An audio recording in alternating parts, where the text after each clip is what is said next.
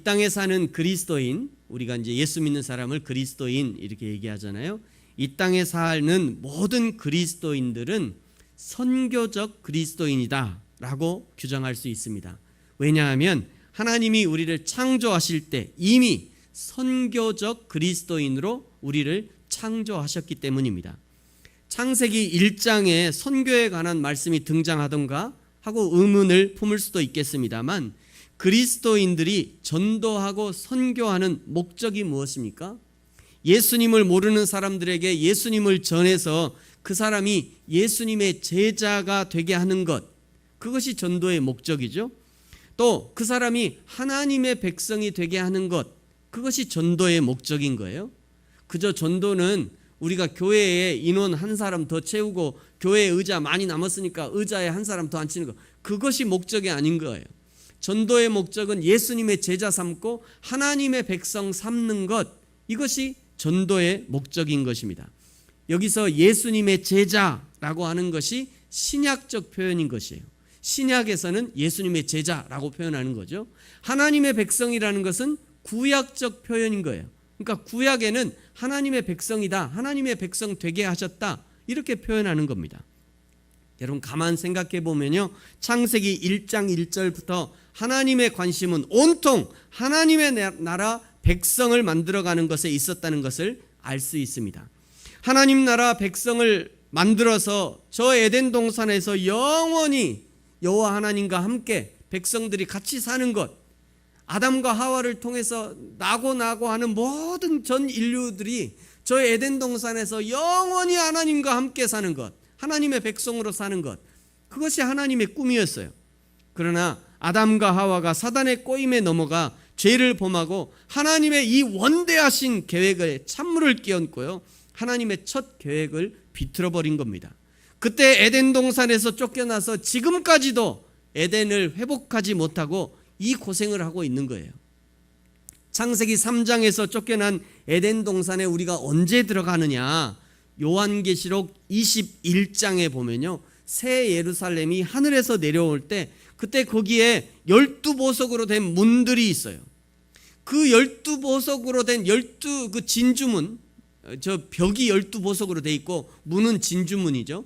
저 진주문을 열고 딱 들어가면 거기에요, 좌우 강가에 하나님이 에덴 동산에서 막으셨던 그 생명나무가, 저 생명시냇가 좌우에 생명나무가 쫙 있는 거예요. 여러분 왜 저기 생명나무가 있을까요? 왜 성도들이 저 문을 열고 들어갔더니 거기 생명나무가 왜 있는 거예요? 뭐 하라고요? 따먹으라고 있는 거예요. 이제 너 이거 마음껏 따먹어라. 이제 여기서 영원히 살 거니까 저 생명나무 과실 마음껏 따먹어라. 원래 이게 하나님의 계획이었다고요. 근데 우리가 요한계시록 21장에서 보면 저 하나님의 회복된 저 에덴 동산에 들어가면 저 생명나무가 거기 있는 것입니다. 창세기 3장에서 쫓겨난 에덴 동산, 그리고 요한계시록 21장에 앞으로 회복이 될 에덴 동산, 저와 여러분이 어디 있냐면요, 지금 쫓겨난 에덴 동산과 회복될 에덴 동산 그 중간쯤에 저와 여러분이 오늘 지금 살고 있는 거예요. 저와 여러분이 그 중간 어디쯤에서 저 회복될 에덴 동산을 향해서 달려가고 있는 것입니다. 달려가면서 그냥 혼자 냅다 달려가는 것이 아니라 내 곁에 이웃들 그리고 가족들과 함께 하나님의 백성이 되어서 새 예루살렘 에덴 동산으로 들어가자고 권면하는 것이 전도요, 선교인 것이에요. 우리가 하나님의 백성이 되는 것이니까 당연히 하나님이 우리의 왕이 되시는 거죠. 왕 되신 하나님과 함께 사는 곳, 그것을 하나님의 나라다, 이렇게 표현하는 것입니다. 이 세상 속에 여호와 하나님의 나라를 이루어가는 과정을 전도요, 선교라고 하는 것입니다. 지난주까지 누가복음을 살폈는데요, 이번 시리즈의 본문 역시 이 사도행전 역시 누가가 기록한 복음서이죠. 누가가 기록한 성경인 거죠.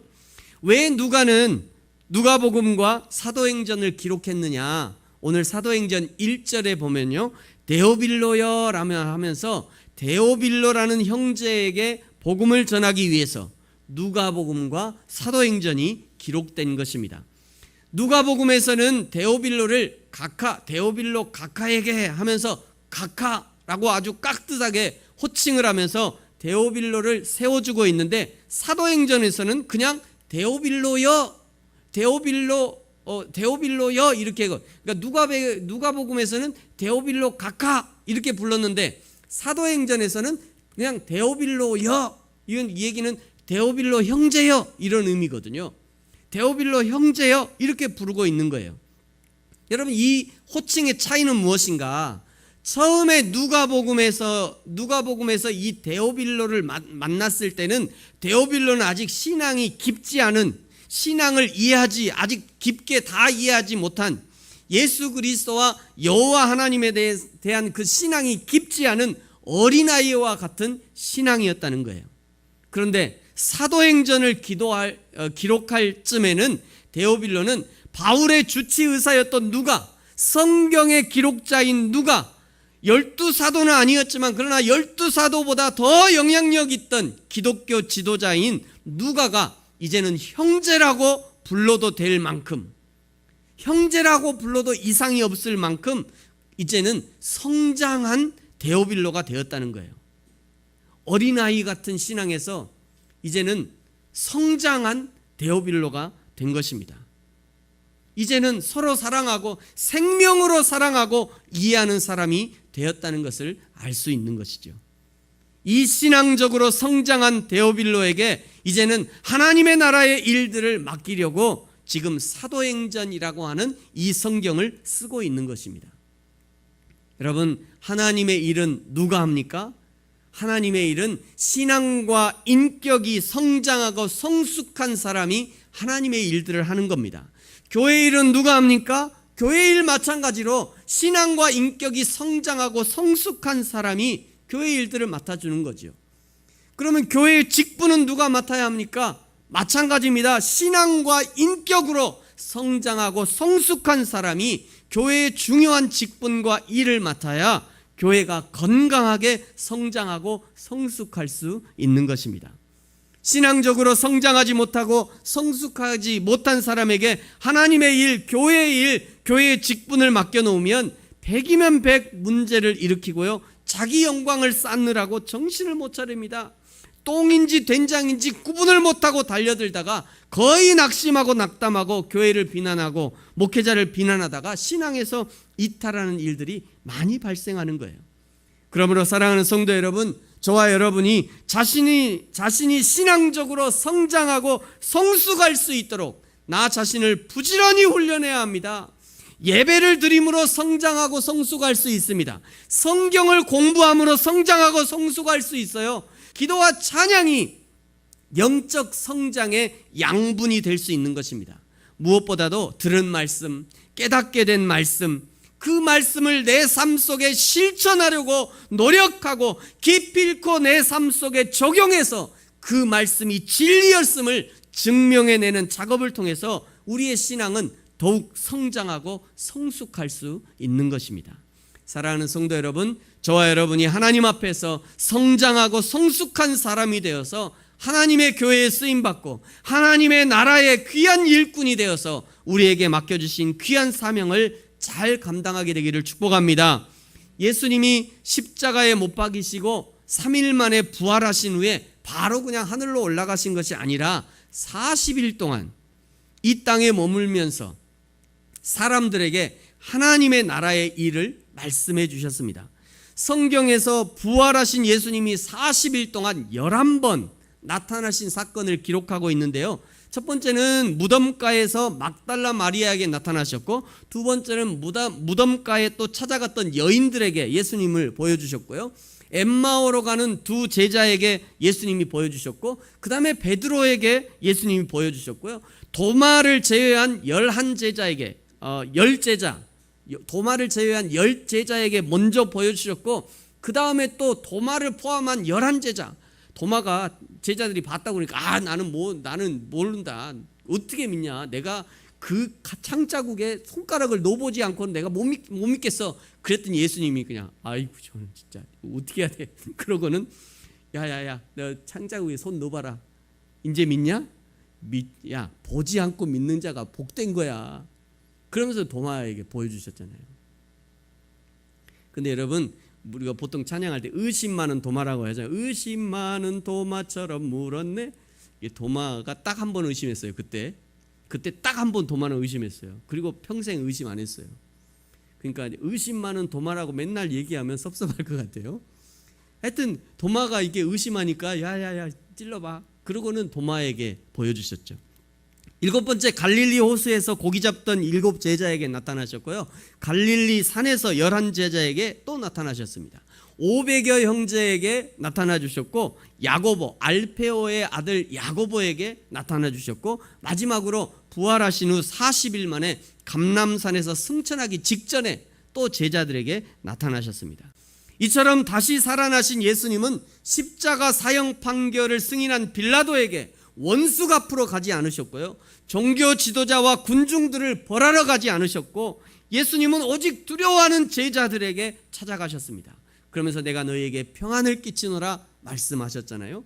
절망 속에 엠마오로 내려가는 제자들과 갈릴리로 도망친 제자들을 만나주셨고, 죽으신 예수님을 잊지 못하는 여인들을 만나주셨습니다. 그들은 눈이 어두워서 예수님을 보지 못했지만, 그러나 예수님은 항상 그들 곁에 함께 계셨던 것이죠. 오늘 이제 6절부터는요, 예수님께서 감람산에서 승천하기 직전에 제자들과 나누신 대화를 기록하고 있습니다. 제자들이 예수님께 한 가지 질문을 해요. 6절에 보니까요, 그들이 모였을 때 예수께 여쭈어 이르되 주께서 이스라엘 나라를 회복하심이 이때입니까? 이 무슨 얘기냐면, 예수님 이제 드디어 부활하셔서 지금 40일이나 지나셨고, 이제 오늘 우리를 여기 감람산에 부르신 거 보니까 드디어 그때입니까? 드디어 나라를 회복하실 때가 드디어 이때입니까? 이렇게 묻는 겁니다. 여기 회복이라고 하는 이 단어는 우리의 몸이 건강해지는 것을 의미하는 것이 아니라 주권의 회복, 권리의 회복, 이런 의미인 거죠.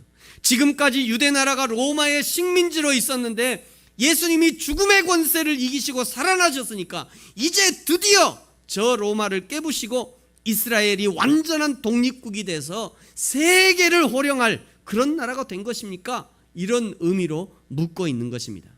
여러분, 지금 사도행전을 쓰고 있는 이 누가는 이 제자들의 질문을 일부러 여기 기록하면서 아직도 예수님의 제자들이 성숙하지 못했고 아직도 헛된 생각에 사로잡혀 있다는 것을 은연중에 드러내고 있는 것입니다. 제자들은 부활하신 예수님을 보면서 아직도 그저 이 땅에서 잘 먹고 잘 살고 누군가를 지배하고 점령하는 것을 하나님의 나라로 알고 있었기 때문에 이런 질문을 하는 거예요. 이스라엘을 회복하심이 이때입니까? 드디어 되었습니까? 이런 제자들의 질문에 대해서 예수님이 대답합니다. 7절에 보니까요, 이르시되 때와 시기는 아버지께서 자기 권한에 두셨으니 너희가 알 바 아니요. 여기 너희가 알 바 아니요, 이것은요, 이 그 때와 시기는 예수님의 권한이 아니다, 이런 의미입니다. 그런데 이 대답을 잘 이해하기 위해서는요, 유대인들의 결혼 풍습을 이해할 필요가 있습니다. 유대인들의 결혼은 결혼식을 2번 한다고 그래요. 유대인들은 결혼식을 2번 해요. 첫 번째를 정혼식 이렇게 얘기합니다. 정혼식은 결혼은 한 것은 맞아요. 결혼을 한 것은 맞지만 그러나 아직 합방은 하지 않습니다. 정혼식을 한 후 약 1년의 별거 생활을 시작하는 거예요. 이때 신부가 해야 될 일들은요, 신랑의 집에 가서 살아야 할 모든 것을 준비하고 연습하는 겁니다. 이제 바느질도 해야 되고요, 또 양부모, 시부모들을 어떻게 모실 것인지, 시부모들이 좋아하는 것이 무엇인지, 남편 된 사람이 좋아하는 것이 무엇인지 배우고, 시집 가서 이제 그 다른 가문에 가서 해야 될 일들을 배우는 거예요. 이 기간이 정혼하고 1년의 기간인 거예요. 마리아가 예수님을 잉태한 것이 바로 이 기간이었습니다. 그래서 그냥 파혼하려고 그런 거잖아요. 이 기간에 신랑은요, 아버지의 감독 아래 신부와 함께 살 집을 준비하는 것입니다. 요한복음 14장에 보면요, 예수님이 말씀하셨죠. 내가 너희를 위해서 거처를 예비하러 간다. 이게 무슨 얘기냐면 예수님이 우리의 신랑이시니까 그 신랑 대신 예수님이 내가 너희 거처를 준비하러 가, 이런 얘기를 하시는 거예요. 그리고 1년이 다 되어갈 즈음 이제 집도 다 지었고 신랑의 준비도 다 된 것을 확인한 신랑의 아버지가 드디어 아내를 데려오라고 하는 것입니다. 데려오라고 합니다. 이것이 이제 결혼식이에요. 그러면 신랑은 친구들과 들러리 할 친구들 다 데리고 신부를 맞이하러 가는 겁니다. 신부를 데려오라고 결정하는 것은 오직 그 신랑의 아버지만 가능한 거예요. 신랑의 아버지가 이제 됐어, 데려와 해야 데려올 수 있는 거예요. 신랑의 아버지의 허락이 없으면 신부를 데려올 수 없는 것입니다. 그것이 이제 7절 말씀이 바로 그런 말씀이에요. 때와 시기는 아버지가 자기 권한에 두셨으니 너희가 알 바 아니다. 이 얘기가 무슨 말씀이에요? 그 날과 그 때와 시기에 관심을 갖지 말고 오늘 너희가 해야 될 일, 오늘 너희에게 맡겨준 일, 신부는 새 살림을 잘 준비하고 신랑은 부지런히 신혼집을 준비하게 하는 그 일을 충성하게 감당해라, 이런 의미인 거예요. 그러면 오늘 우리가 감당해야 될 일은 무엇인가? 오늘 8절에서 세 가지로 말씀합니다. 8절에서 세 가지로 말씀해요. 우리 8절을 같이 한번 읽겠습니다. 시작. 오직 성령이 너희에게 임하시면 너희가 권능을 받고 예루살렘과 온 유대와 사마리아와 땅끝까지 이르러 내 증인이 되리라 하시니라. 아멘. 첫 번째는요, 첫 번째 예수님의 부탁은 권능을 받고 권능을 받으라는 것입니다. 하나님이 성령의 권능을 우리에게 주시고자 하시지만 그러나 그 권능을 받느냐 받지 않느냐는 전적으로 우리의 태도와 선택에 달려있는 것입니다. 성령이 우리에게 마음을 두드릴 때, 성령이 우리의 마음을 두드릴 때 마음을 열어야 돼요. 우리의 마음을 열어야 되는 것이에요. 성령이 우리에게 은혜를 주실 때 그 은혜를 믿음으로 받아야 합니다. 성령이 우리에게 비전을 주실 때 그 비전을 나의 것으로 받을 수 있어야 돼요. 성령이 우리에게 여러 가지 은사와 능력을 주실 때 그것을 믿음으로 받고 사용할 수 있어야 하는 거예요. 여러분, 그래서 예배나 어떤 집회든지 어떤 마음으로 참여하는가가 굉장히 중요합니다. 은혜를 사모하는 사람들은 예비하신 풍성한 은혜를 받지만 그러나 아무런 기대함이 없는 사람, 다른 사람은 다 은혜를 받아도 자신은 군중 속의 고독을 경험하면서 아무런 감동도 은혜도 받지 못하는 경우가 있다는 것이에요. 여러분, 그것이 그 사람이 어떤 마음으로 참여하는가의 차이인 것입니다. 저와 여러분이 예배 때마다, 집회 때마다, 때로는 요즘같이 코로나 위기로 교회당도 못 가잖아요. 예배실에도 못 가, 예배당도 못 가요. 집에서 그냥 영상으로 해야 되고 아침마다 그냥 목사님 목소리만 들어야 되고 예배당에도 못 가고, 그럴 때 차이가 나는 거예요. 그럴 때 우리 하나님이 준비하신 그 모든 은혜를 풍성히 받기 위해서 사모함이 있어야 된다는 거죠. 사모함이 있는 자가 은혜를 받는 것입니다. 그 다음에 두 번째는요, 두 번째 예수님의 부탁은 이르러입니다. 이르러. 가라는 거죠. 이르러, 이 말은 가라, 이런 의미인 거예요. 어디까지 갑니까? 어디로 가야 됩니까? 첫 번째는 예루살렘으로 가래요. 첫 번째는 예루살렘. 예루살렘이라는 것은 지금 살고 있는 동네를 말하는 거죠. 복음을 만난 사람들, 하나님을 만난 사람들이 가장 먼저 가야 할 곳은 지금 내가 살고 있는 곳, 내 삶의 현장, 사명의 현장으로 가야 하는 것입니다. 여러분의 사명의 현장은 어디입니까? 제가 늘 말씀을 드립니다만 지금 내가 있는 그 자리가 사명의 현장이에요. 복음을 만난 주부는 주부의 자리가 사명의 현장입니다. 요즘에는 꼭 여자만 주부를 하는 것이 아니더라고요. 이제는 시대가 많이 변해서요, 남자들도 주부의 역할을 해요. 그렇다고 남자가 아기 낳는 건 아니고, 남자들도요, 연예인들을 한번 봐보세요. 요즘 뭐 살림하는 남자, 그런 그런 연예 프로그램 보면 여자들이 막 연예인하고 막 그렇게 하면 남자가 안에서 다 해줘요. 다. 여자가 더 잘하니까. 요즘 여러분 그런 시대가 되었어요.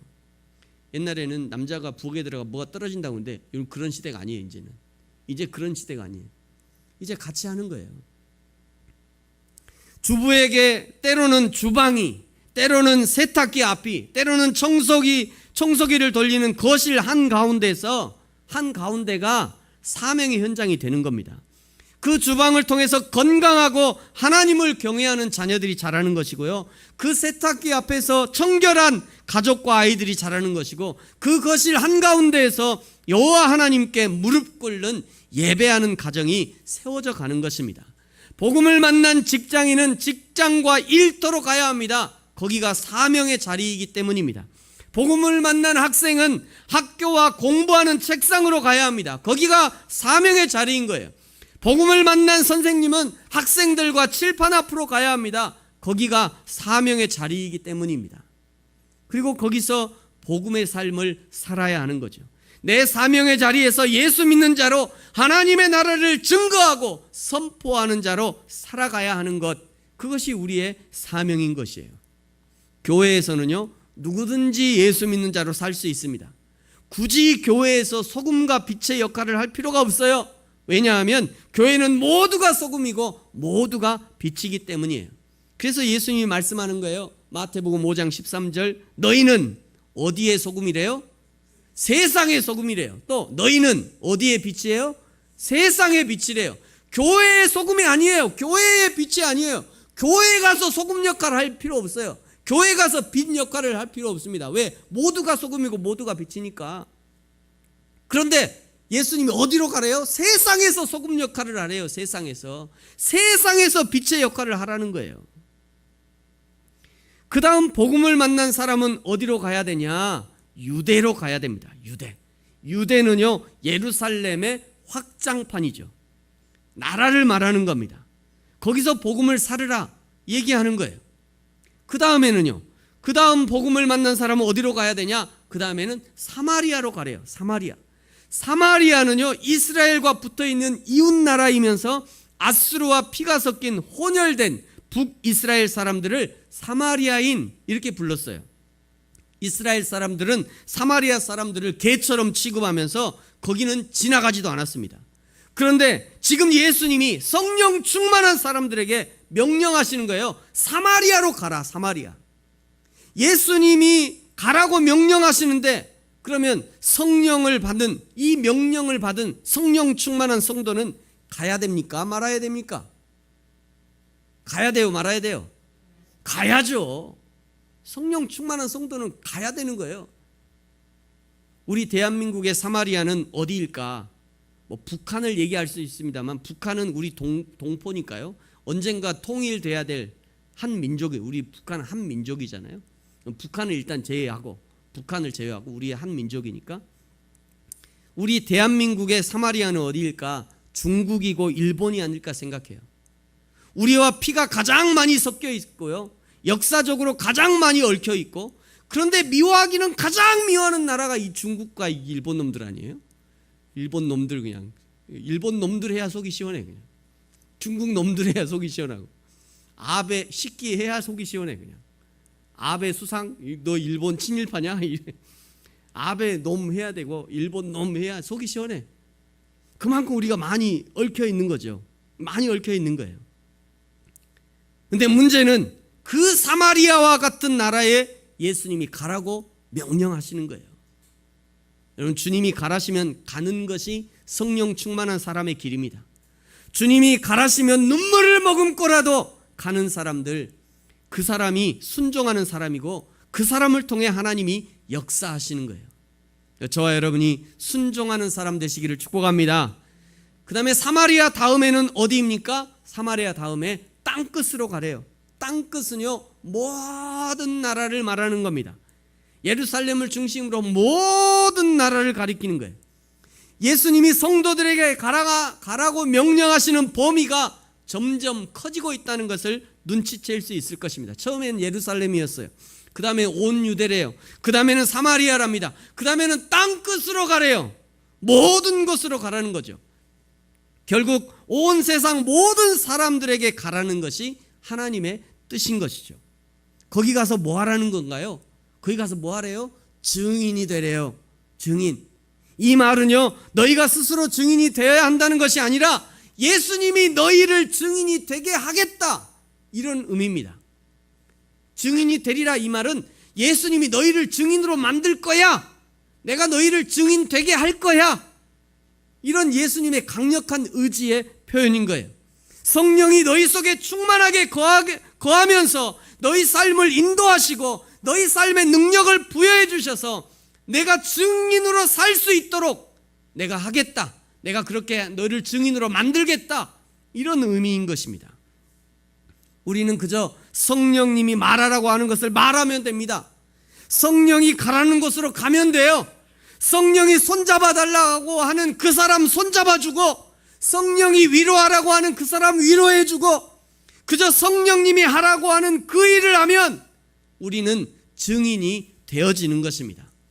그리고 9절에 예수님이 승천하시면서 마지막 부탁을 하셔요. 9절에 올라가시고 10절에도 올라가시고, 그리고 이제 마지막 부탁이 11절의 말씀이에요.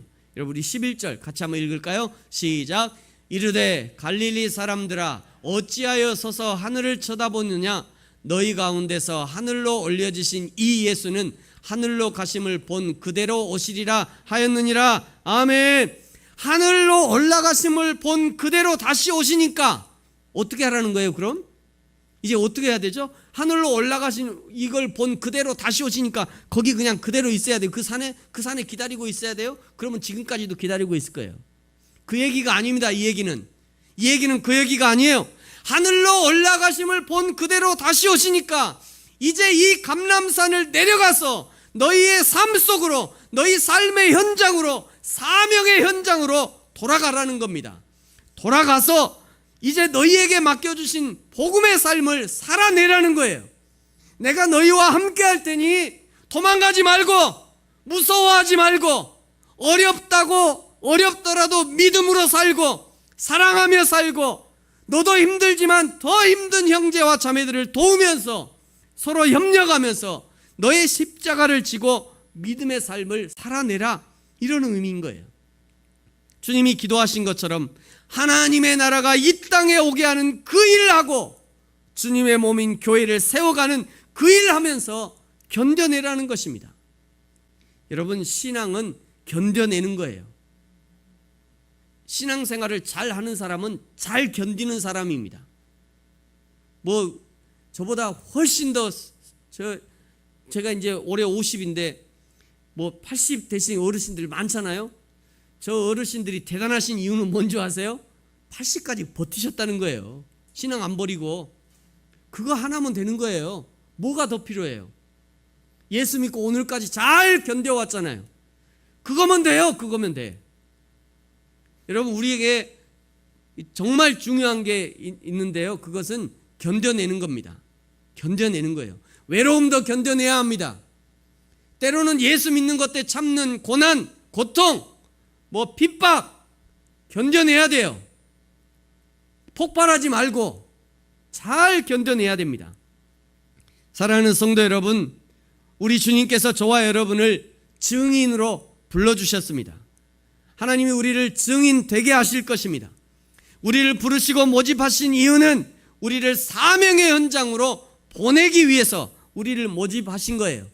가정으로 보내시고, 직장으로 보내시고, 친구들에게 보내시고, 때로는 나라와 세계와 열방으로 우리를 보내실 것입니다.